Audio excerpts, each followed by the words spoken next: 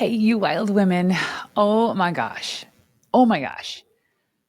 I cannot even begin to describe how I feel. It's like, the exhaustion you have after having a baby, but you're so excited because you have a baby and you also don't know what to do with it. That's how I feel. I have never felt so fulfilled, so in alignment, with such clarity and conviction of what I need to be doing than I do right now. We crushed the inaugural Pink Skirt Project event. June 12th, Kelowna, BC. I've been talking about this for so long. I've got goosebumps. Like, I have not yet hit that big cry yet. When you achieve something truly magical. And it's like, it's slowly coming in. Like, my friend Anna Lozano, she just dumped all of her photos and videos and texted me. And I could not even hear the crowd from the stage, but there was so much cheering and excitement happening. I only can reflect back on that through the videos from my friends that they sent me. And, we rolled in to this mastermind for 2 days after the event, and I got a chance to hang out with Lori Harder, Chris Harder, Anita, obviously, and just some really cool people. And even them sitting across the table, they're like, Renee, we can't believe you're at this dinner. You just had a massive event. It's like, a 3-day wedding kind of. And I'm just in such awe and gratitude because the community that we've built, the ladies that showed up, like, women, you know who you are. You know who you are. You were there. You felt it. You all cracked open. Actually, my friend Missy from Miss Mac Cosmetics, who did a custom lipstick color with us. So shout out to Missy. Canada is one of Canada's #1 clean beauty cosmetics line. She was driving home. Get this, driving home from the Pink Skirt Project, and the sunroof on her car blew up and shattered. She's like, I don't know where it came from, if it was a rock or what, but she goes, the event cracked me open so much, it shattered my sunroof. And if you believe in energetics, I genuinely believe that the energy and frequency in that car, I believe she was with her friend that came with her, was enough to actually raise the vibration of the vehicle to cause it to shatter. That's the story I'm going with anyway. But that is just an example of how powerful that room was. And if you've been on this journey with me as a longtime listener, then I've been talking about this event forever. I wasn't planning anything beyond the event because I knew it had to happen in order for me to really understand what we were going to do with this community. And it is a community and it is strong. There are Pink Skirt pop-ups hopping all over Canada, from Vancouver to Toronto to the East Coast. There's people that are creating little communities, reunions of the women that they met at the event. See the power of community. And that is one thing I'm going to talk about today. Then I made a list, and I've been noodling on this for almost a week, of the top 10 things that I recognized allowed me to create an over 300 person event successfully. Most people going out, now when I say most, these are the statistics that some of my friends share with me. This is what ChatGPT says. But most people, when they launch their first event, they either break even or they go in the red. So they're not profitable. They have a lot of lessons learned, but there was something magical in this event where even vendors came in. They wanted to sponsor the event. Everyone just showed up and did their work. So without further ado, I'm going to jump in to these lessons. So if you are someone who is thinking about an event or just really want to hear how we did this successfully and profitably, then this is an episode for you.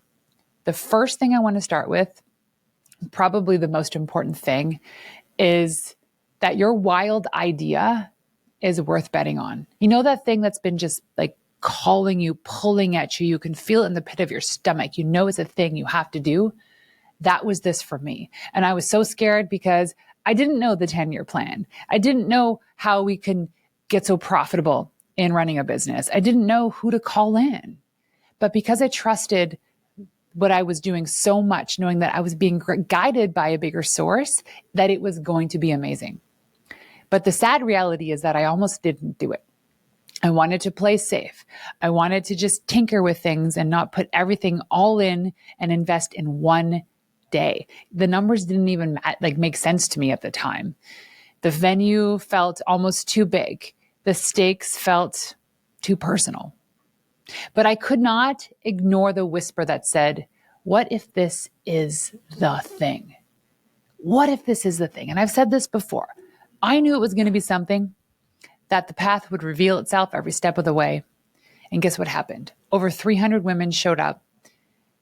They showed up and they played full out, from waking up early to be there for 7:30, putting on their pink skirts, dancing in line, getting their name badges, coming on, playing full on till the very end. Very few people left. And everyone was so captivated. Even the speakers like Jen Gottlieb and Lori Harder and Chandler Bolt and my husband, Dan Martell, who have all spoken on many stages in their life, said it was one of the most captivating and captivated audiences.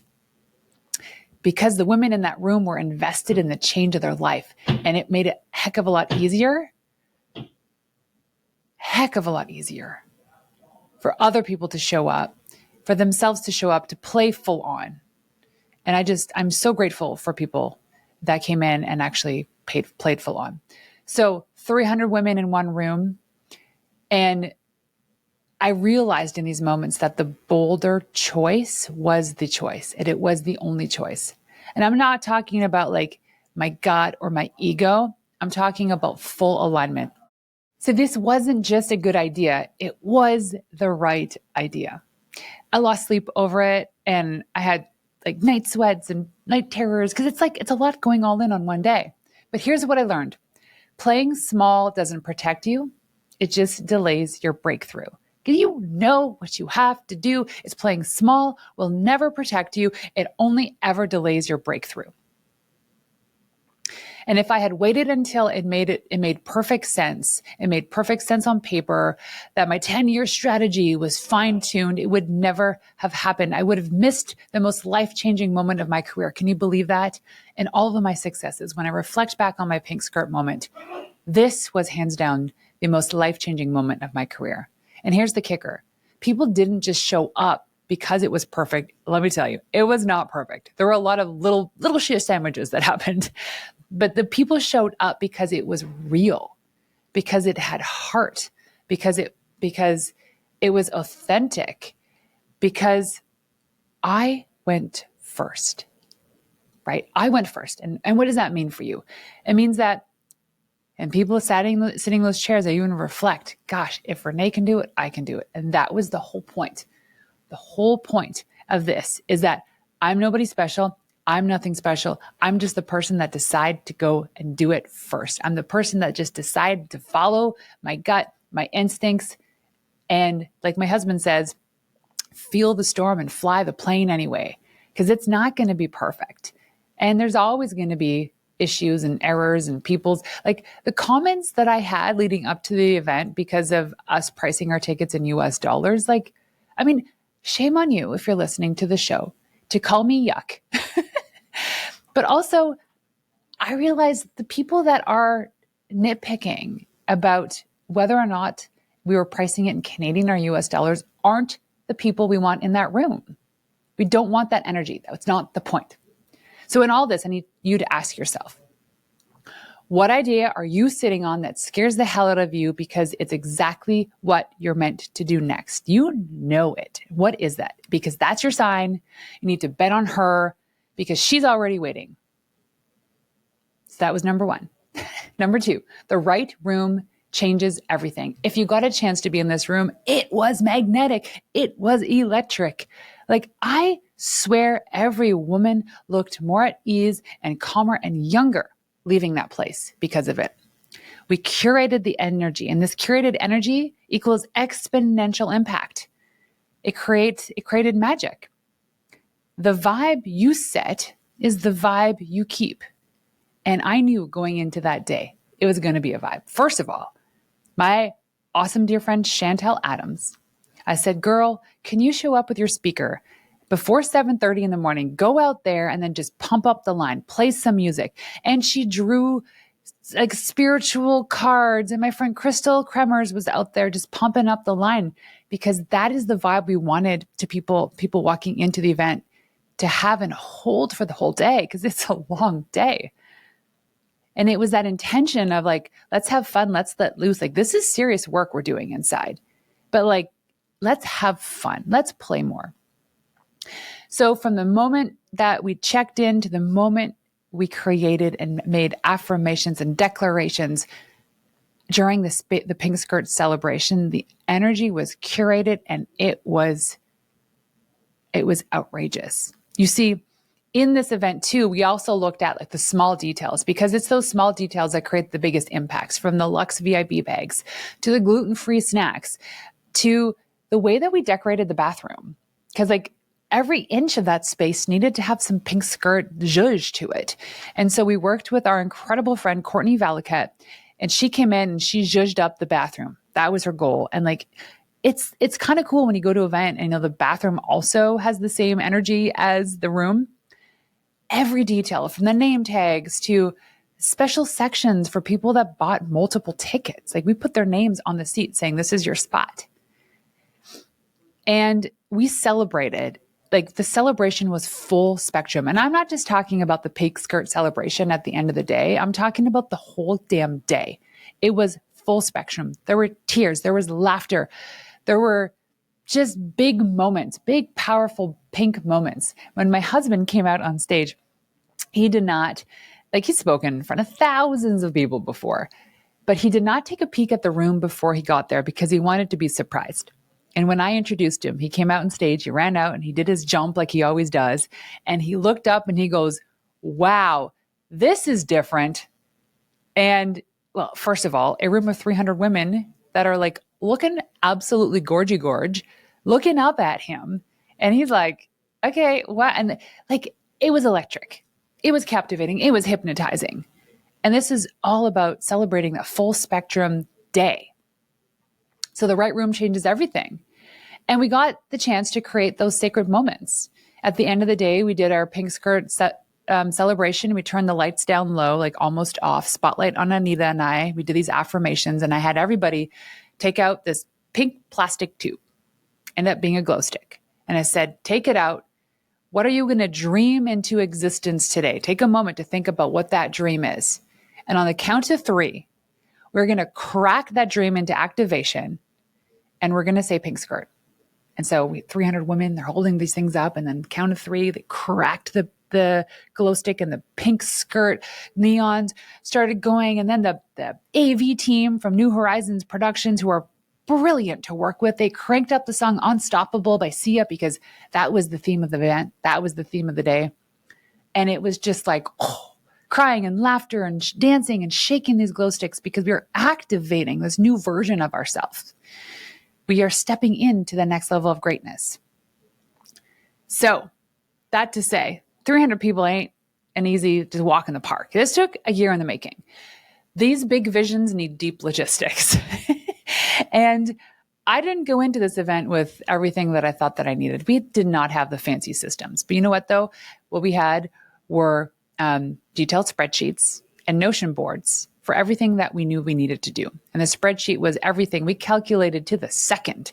Every time we made a sale, it would go into the spreadsheet. And every time we had an expense, it would go into the spreadsheet. So to the minute, we knew our profit margins per ticket, because as you know, like cost of goods sold, the more tickets you sell, the lower the cost of goods, the cost of your ticket is.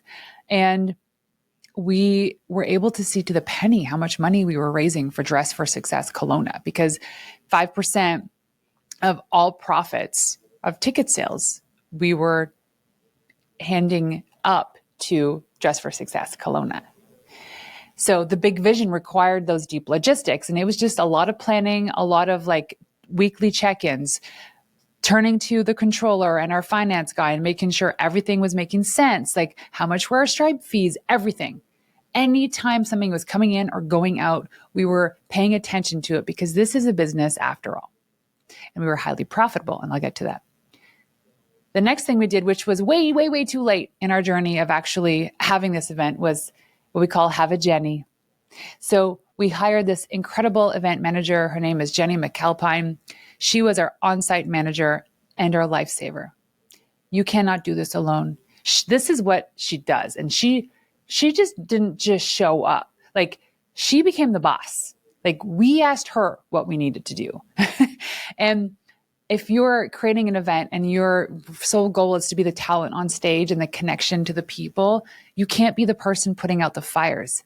And she came in a little bit too late, not on her, it was on us because we didn't know we needed this until we did.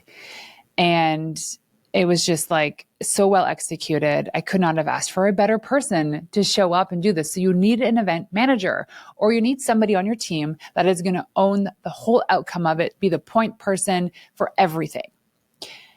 The other thing, I'm holding this little like plastic donut in my hand right now because I'm squishing it with excitement. The other thing, number 5, is to understand that sponsors don't buy logos, they buy your mission.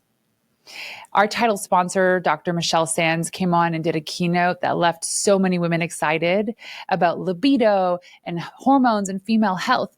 So you go check out Dr. Michelle Sands.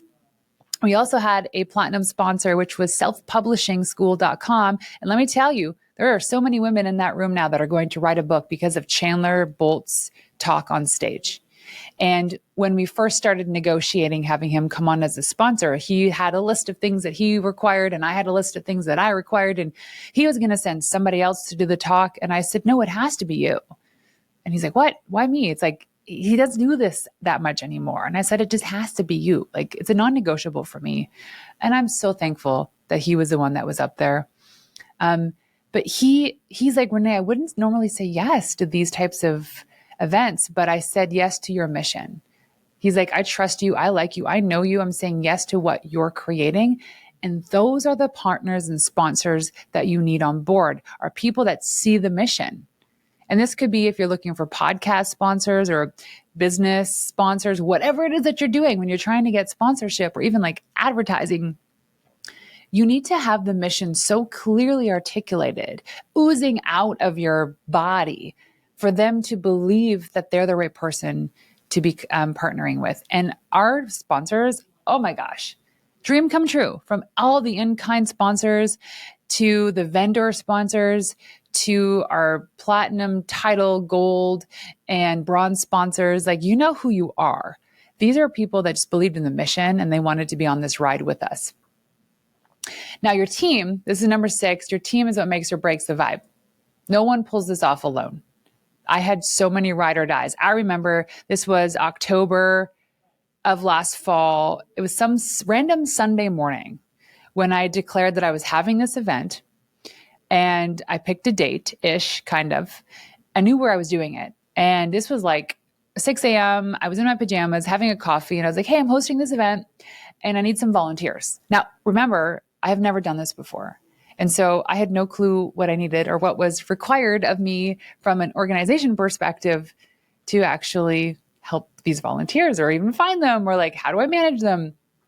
And I don't know what happened, but in that moment, I think I had 30 DMs from people saying, ooh, Renee, whatever it is you're building, I want in. I'm like, oh my gosh, 30 people. And then I had to try to find them again and organize them and like see if they're going to be in town. There are people like Dana Dorsers, who is one of my favorite new people in the entire world. Dana was the one that managed our social media on the Pink Skirt Project account leading up to the event and today, and showed up and managed the live stream and like showed up for days to make sure that I was taken care of and that she had everything she needed to succeed. And let me just tell you, like, she was one of those people. I could never have asked for a more perfect human being to come in and just do the work. So when you put out who you are, your energy, when you're in alignment with a vision or a mission or something you know is your assignment, your calling, the right people will show up, but you have to let them in and you have to take care of them. Make sure they're nourished and hydrated. And that, for me, it was the biggest thing was that I needed them all to feel seen and heard. And so Dana came in amongst a bunch of other people, but like, it was really the team, the volunteers, Anita, my girl Morgan, Victoria, which is Anita's assistant. Like, I'm just like reflecting back on this, and these women is what it's what made it. It's what made the event. So The other thing that I didn't know this was going to be a thing was to let your attendees lead. Let your guests lead. So the breakthroughs happen in the coaching corners that we had, in the little pods and connections of new buddies I kind of broke off, in the DMs I got on like ways that I can make it better next year, or like when's the next date, and here are the things that I want to see more of. We also created a WhatsApp group. So one of the best suggestions I got before the event was to get all attendees into a WhatsApp group. It was a great way for us to make announcements leading up to the event, during the event, but it was such a great way for attendees to come in and connect. So they would connect saying, hey, I'm coming in from another city or another country. I don't know anybody. Can we meet? And they went on hikes and they had coffees and they did, day-long training sessions with each other. Creating that community like that before getting together was the most epic thing ever. See, this allowed them to create the community that they now can go and grow themselves. The other thing that I learned in all this too is that this is number 8, is not everyone will get it. They won't get your vision. And like sometimes you can't articulate it, but I urge you to do it anyway. Some people, they smiled at me politely, like, oh, that's cute. I should do one of those effing airball memes right now. They say, oh, have an event I just hosted my first ever women's event. And people are like, that's cute. And then you pan out, it's like 300 women screaming, cheering, wah, crack me open moments. Just do it anyway. When you finally are in alignment with the thing you're going to do and it starts to unfold in a way that you've never even dreamed possible, that's when they go, oh, I get it now. I get it. So not everyone's going to get it at the beginning, but just know that you can't be everything for everybody, and do the damn thing anyway. And then if you're hosting an event and you're on stage, like some people don't even know this, but I'm actually an introvert. And so there were moments on stage where I was flippin' exhausted. But vulnerability on stage equals permission in the crowd. Let me repeat that. Vulnerability on stage equals permission in the crowd, because that gives women something that's more relatable to. There were a couple little slip-ups. I slipped up on my talk and I just giggled it off, and everyone else giggled it off, because they're not there for perfection. They're not there for a perfectly polished performance. This isn't the Olympics. It was a day for us to all be vulnerable.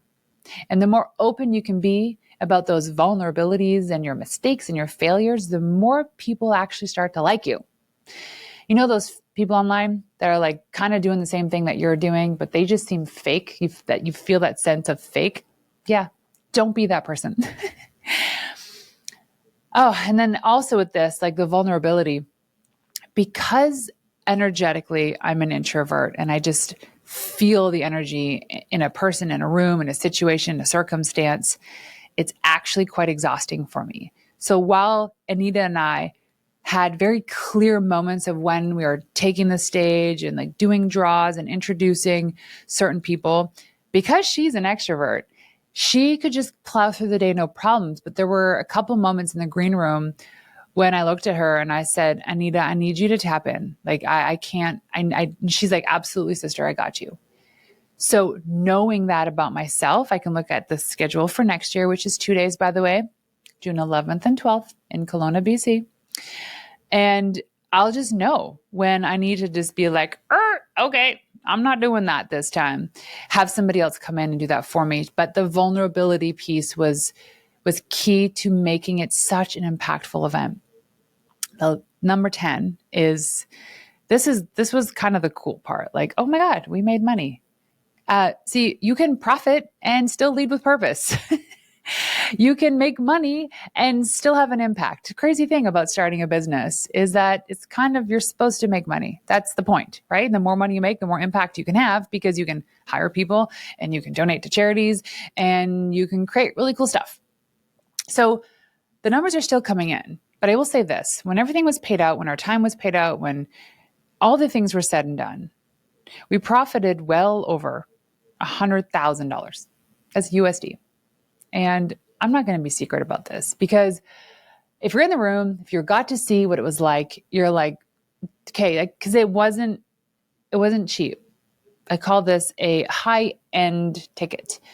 And the point was that you're going to get what you paid for. And for me, it was like the experience of those breakthrough moments of a curated crowd. Like I know there's people in that room that was a tough ticket to pay for, and they showed up in the most beautiful way. So we're able to give back. We've raised, well over $6,000 US for Dress for Success Kelowna. We're able to give back to the attendees. We're able to start the Pink Skirt Project Fund, which allows, we're still working this out, but 5 women to come through and become Pink Skirt Scholars, where they get a scholarship to the community, to access to mentors and resources, and tickets to the event next year. We could not have done that if we only looked at this as an option to break even. Because the point was to curate the room, breathe possibility into these women, but then also create that impact. And the impact means you have to make friggin' money. And if that makes you uncomfortable, or if you're judgy McJudgerton because of this, that's on you. You have a deep relationship with money that's not healthy. And you're going to have to go back to one of my episodes where I talk about rich woman energy, because you should have no shame in wanting to make money. And we crushed our goals. We did a good, better, best, and we flipping crushed them. So last thing that I learned about this event was this, that this is just the beginning. The Pink Skirt Project, it's not a one-time event. It's not a one-time thing. It's a damn revolution. And I know now that this is what I was born to do. I know now that everything I did in the past that I loved and hated, and all the experiences and late nights and stupid world in the agency, was what I needed to get me here to this day. It's not a one-time event. It's a community. It's a movement. We left women asking, when's the next one? And the biggest, coolest thing that we did is we claimed June 12th officially as the International Pink Skirt Day. So every day on June 12th, women are encouraged to go wear their pink skirt or something that makes them feel like they're putting on the armor so they can go take on the world, to feel really empowered. So as I get back and reflect back on what this Pink Skirt Project event was, I knew it was something bigger than just a day. And I can see it and I can feel it. And my DMs and text messages are still blowing up because of it. But all of this to say is that if you have an idea or something that excites you, do it anyway. Feel the storm and fly the plane. Because if it's not you, then who is it? So why don't you ask yourself, why not me? Until next time, ladies, peace out.